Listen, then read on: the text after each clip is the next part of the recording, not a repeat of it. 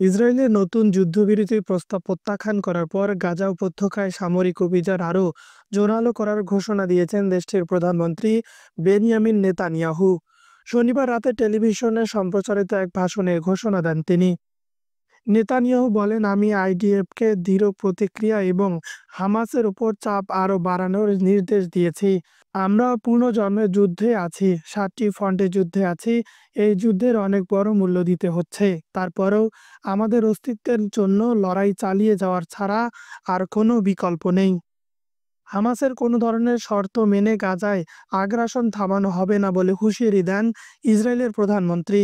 তিনি বলেন, হামাসের শর্ত মেনে এ মুহূর্তে যুদ্ধ বন্ধ করে দিলে এতদিনের সব অর্জন ধূলিসাৎ হয়ে যাবে।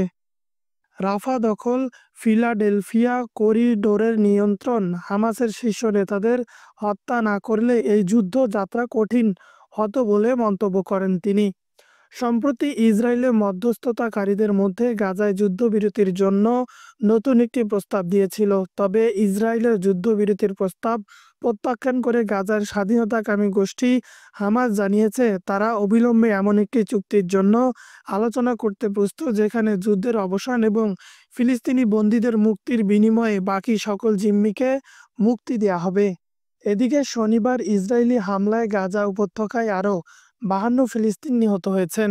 সংবাদ মাধ্যম আল জাজিরা জানিয়েছে, শনিবার খান ইউনিসের মাওয়াসি শরণার্থী ক্যাম্পে বিমান হামলা চালায় ইসরায়েলি সেনারা, যেখানে যুদ্ধে ভয়ে আশ্রয় নিয়েছিল হাজার হাজার পরিবার।